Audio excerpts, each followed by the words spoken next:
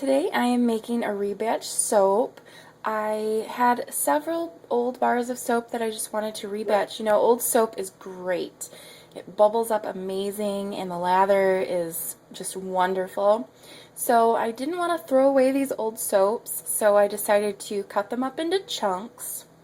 And I'm using my little food processor here, and you can see kind of the size of the chunks here.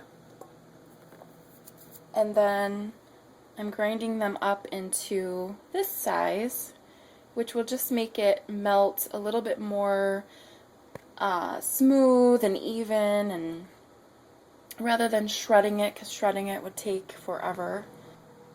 Okay, so I'm just going to show you what I do here.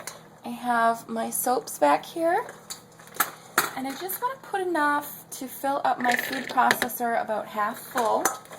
I found that if you overfill it, or if you fill it all the way, the soap kind of gets compacted together and you don't have a nice fluffy mixture, and you want that fluffy loose mixture. So I just put on my top here, and this is just a little mini one. If you have a bigger one, it won't take as long. So you will want to turn your volumes down because this is going to be very loud. And I just pulse it a little bit.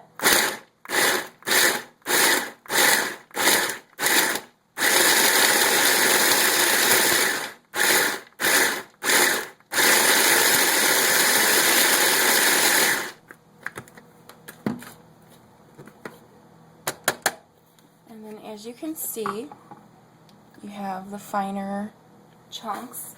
I'm just going to toss this into my crock pot. Once again, here is my crock pot full of my soaps that I put in the food processor. You can see all the colors in there. What I do at this point is, I'm going to set you back over here for a second. I'm going to bring my crock pot over.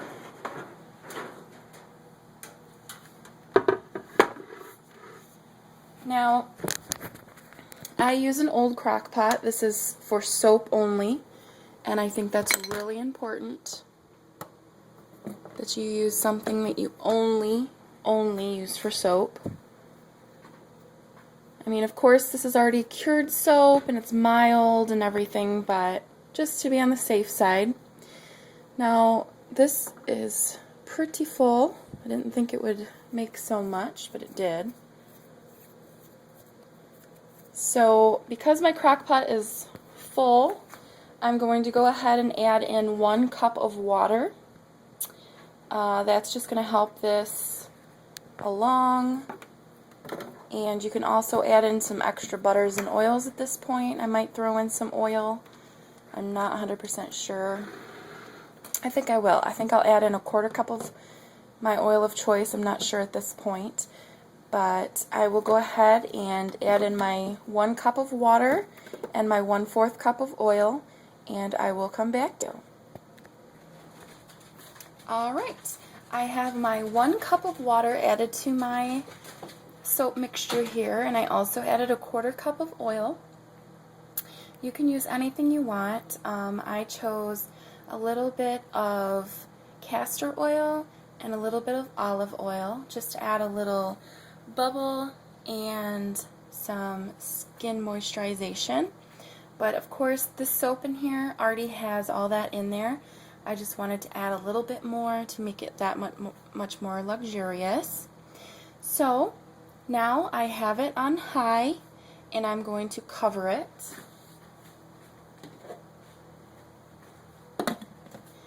And we will come back. Basically at this point, it's just like doing a hot process soap. You're going to cook it. It's going to start to bubble a little bit. It's going to go through the stages of like a Vaseline stage and an applesauce stage and a mashed potato stage. If you're familiar with hot process soap making, it's basically the same thing. You're just starting with a ready-made soap. You're not starting with raw soap. So we will go ahead and wait for it to start cooking, and I will show you the process throughout. Alright, thanks.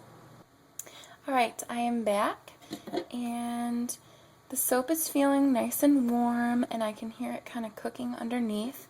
So I'm going to go ahead and get something and stir this up.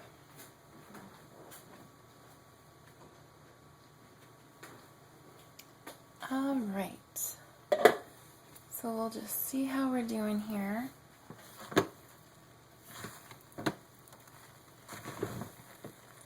It's starting to cook underneath. This is about 10 minutes, maybe 15 minutes in. And while you're cooking it, if you get the feeling that you need more water, go ahead and add it, because it will cure out in the end anyways. And I'm thinking that I should probably add a little bit more water at this point, because it just seems pretty dry and crumbly, and the water will help it along.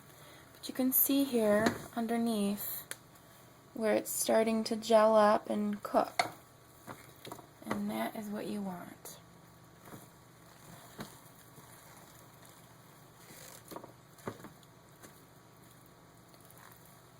So I'm going to go ahead and add about, I'm going to try another half a cup.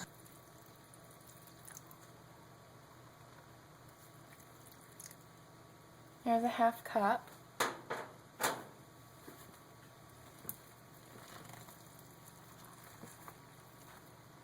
You don't want too much water, because then it's going to make your soap really soft, and it's going to take that much longer to cure out that water.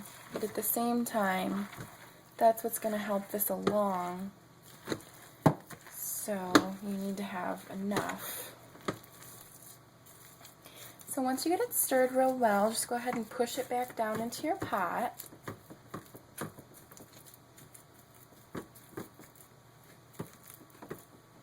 Like so. Get off any excess that's on your spatula. Scrape your edges down if you have anything. Okay, and go ahead and put your lid right back on. And I'm going to let this cook for another 10 to 20 minutes, and I will come back and show you how we're doing. Alright, I am back, and it has been cooking for another 20 minutes. So let's go ahead, and it's loosened up quite a bit, as you can see. Just going to give it a good stir.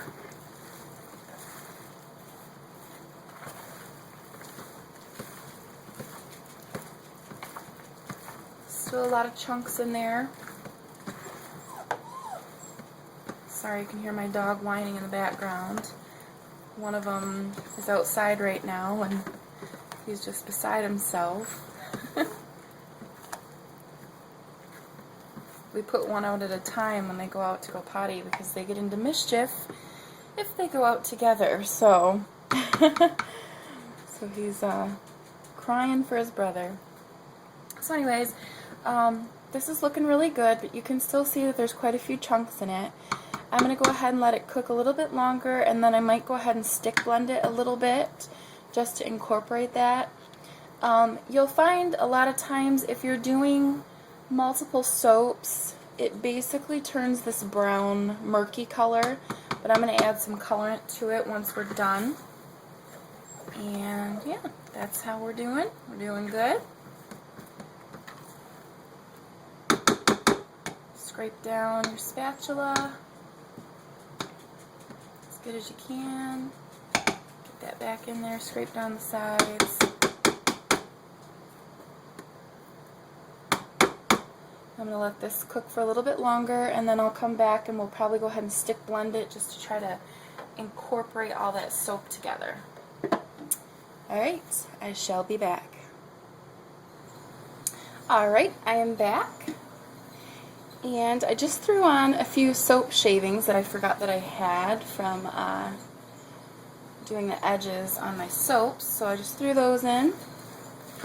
And this is loosening up quite a bit.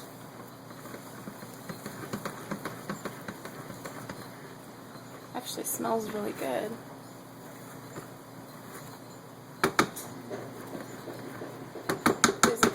the washer noise in the background. We're doing laundry. Okay, so I think I'm going to go ahead with my stick blender and just see what it does. I just want to break up some of these chunks. It's not real bad or anything. I just wanted to kind of give it a try because I've never actually used my stick blender when I'm doing a rebatch. So I'll go ahead and give that a try.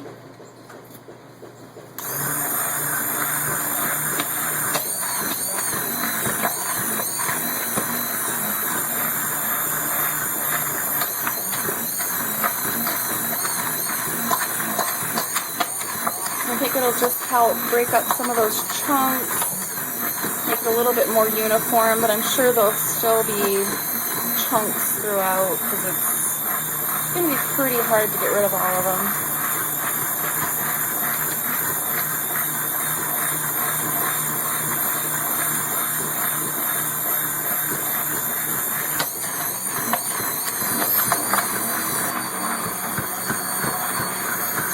Well, I definitely think that helped make the soap a little bit more uniform. It changed the color, it lightened it up quite a bit. Give it another stir. Yeah, that definitely made it a lot more of a uniform color, that's for sure. I mean, there's still chunks in there, but totally changed the color up.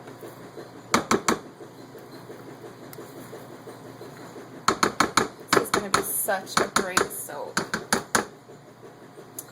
Alright, so I'm going to replace my lid here, put it back on. I'm going to figure out what kind of color I want to do, and I need to figure out my fragrance. So I shall be right back, and I will let you know what fragrance I'm doing and what color. Alright, I am back, and I decided I'm going to do raspberry.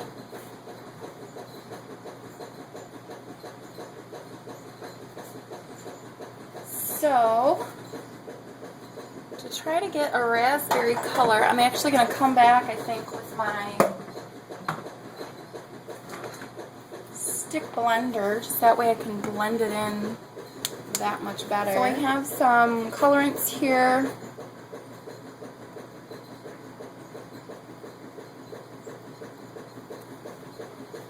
Just going to try to get like a good raspberry color.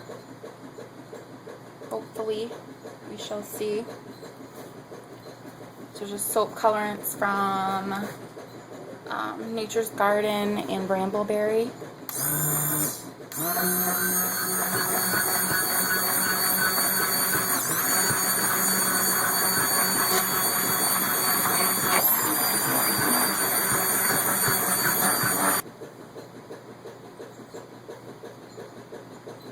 I'm going to add in a little bit of this diamond dust mica just for a little sparkle,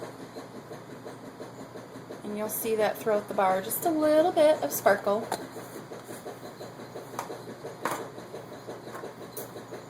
And I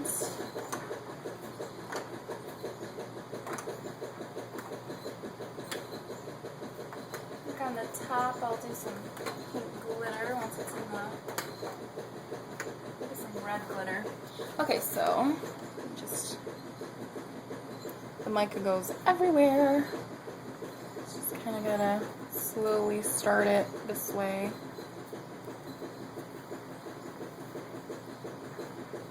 My kitchen is always sparkly when I'm making soap. Alright, so I'm gonna go ahead and blend this just a little bit more.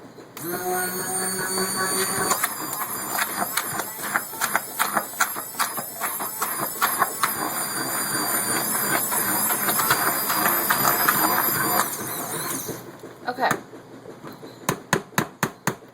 so I'm just going to let this cook for like another maybe 5 minutes. I'm going to get my mold ready.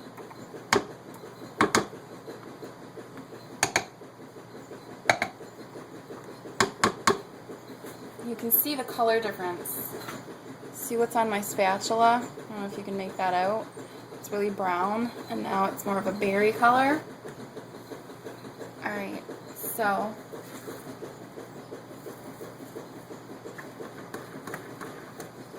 sorry, this keeps moving.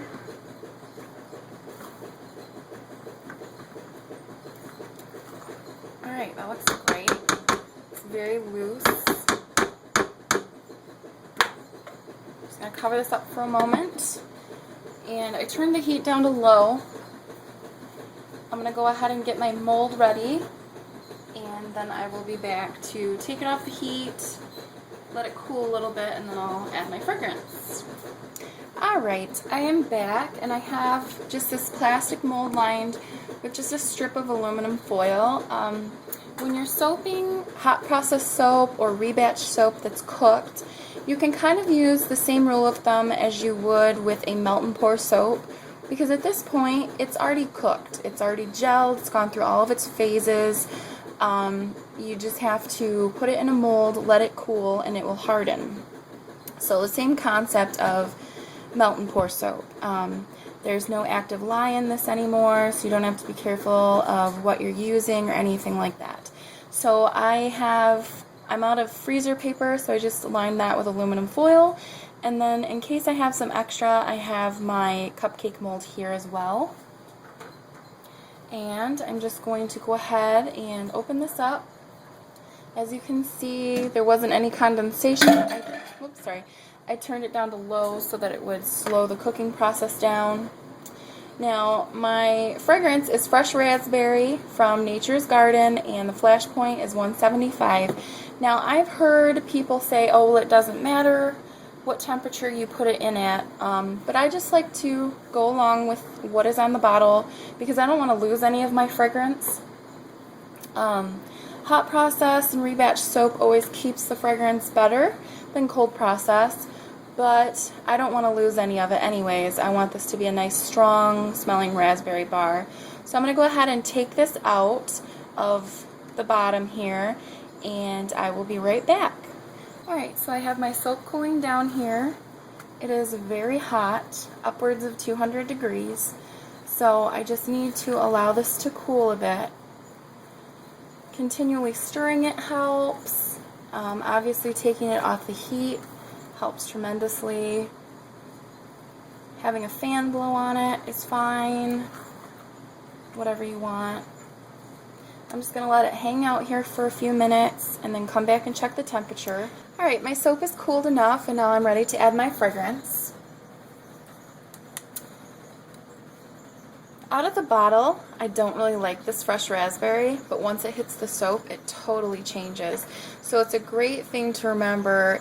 Even if you smell it out of the bottle, doesn't mean you're not going to like it. You know, it doesn't mean it's going to smell the same once it's in the soap.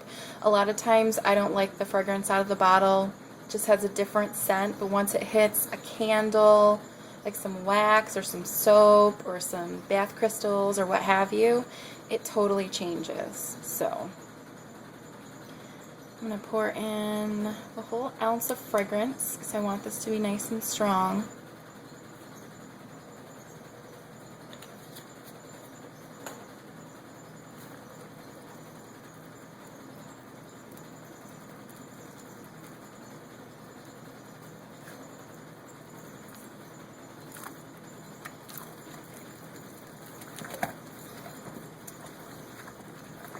Always make sure you mix in your fragrances really well.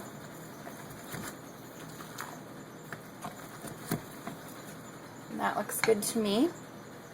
So I'm going to move you over here a little bit. And here's my mold. So I'm just going to start putting this in my mold here.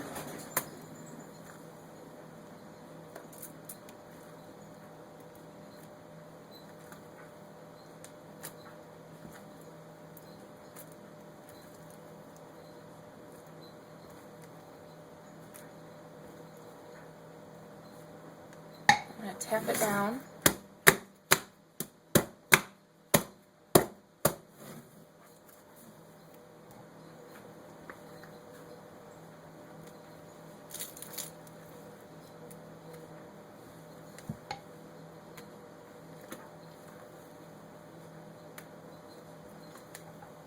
It's actually turned out really nice and smooth. I like that technique of using the hand blender on it.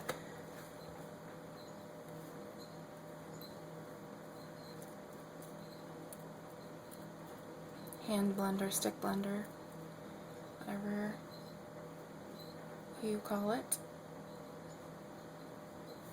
I'll tap it down again. And this one, I'm just going to smooth along the top here.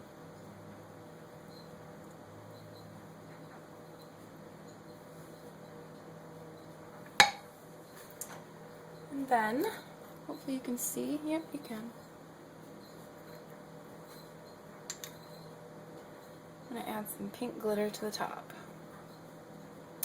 And I think I'm going to skip the red. I don't think I'm going to go with the red after all, like I had thought. And this is just cosmetic grade glitter you can get from a lot of different suppliers on the internet. TKB Trading, Brambleberry. I don't think Nature's Garden has any glitters right now. If I'm wrong, please correct me.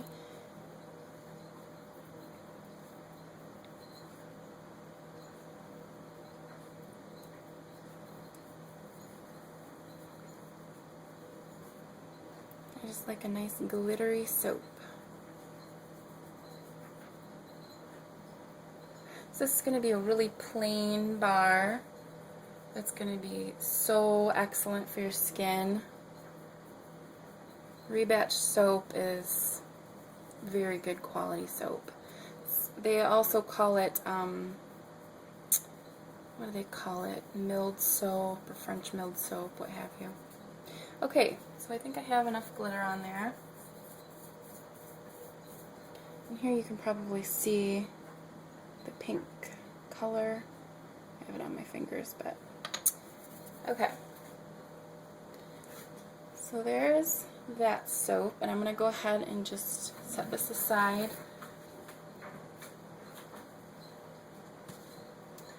And I'm going to fill up my little cupcake here as much as I can. You don't want any of the soap to go to waste.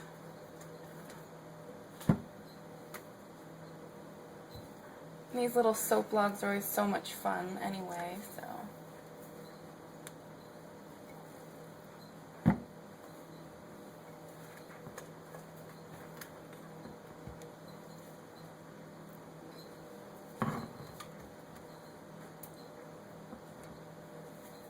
Alright, I have that pretty well cleaned out there.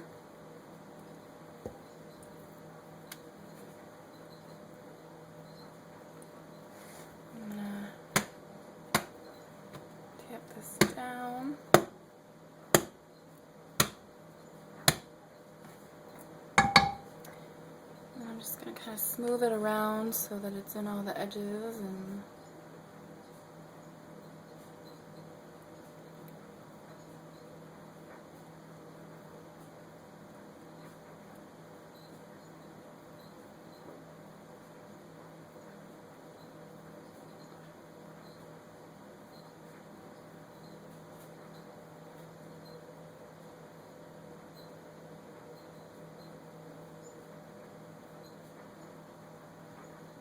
okay, and then on the backs of these, just for fun, I always put a little glitter as well.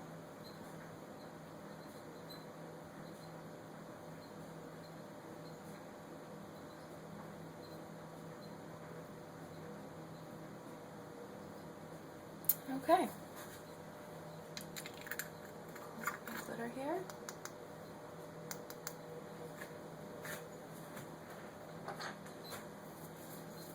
Alright, I will be right back to show you the end product. Okay, so here are my finished soaps.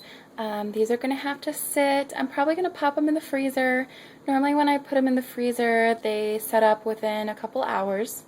So I'm going to go ahead and do that, and I will come back with you and show you them coming out of the mold. But here is my soap log. Very sparkly. And my soap cupcake, again, very sparkly.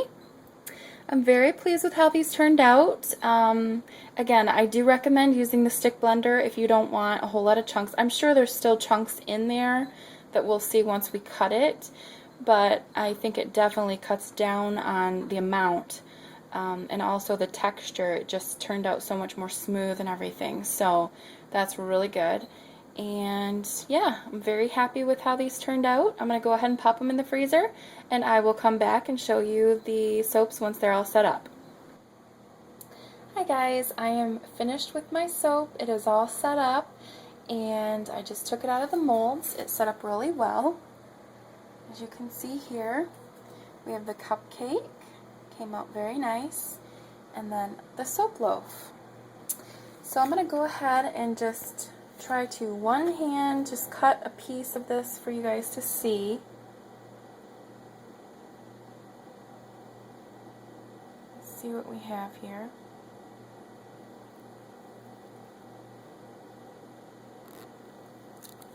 Just an end cut. Try to get that off my knife. Alright, and wow, I don't see any spots inside at all. Smells amazing. Yes, when I look at it close, you can see very tiny little specks, but you can also see the mica going through that. And yeah, I'm very happy with that. I mean, as I cut through it, I'll probably find a few spots where there's a chunk or two, but that is great for a soap that was a whole bunch of soaps put into one. So yeah, I'm really happy with that. So thanks for watching. I hope this was helpful to you.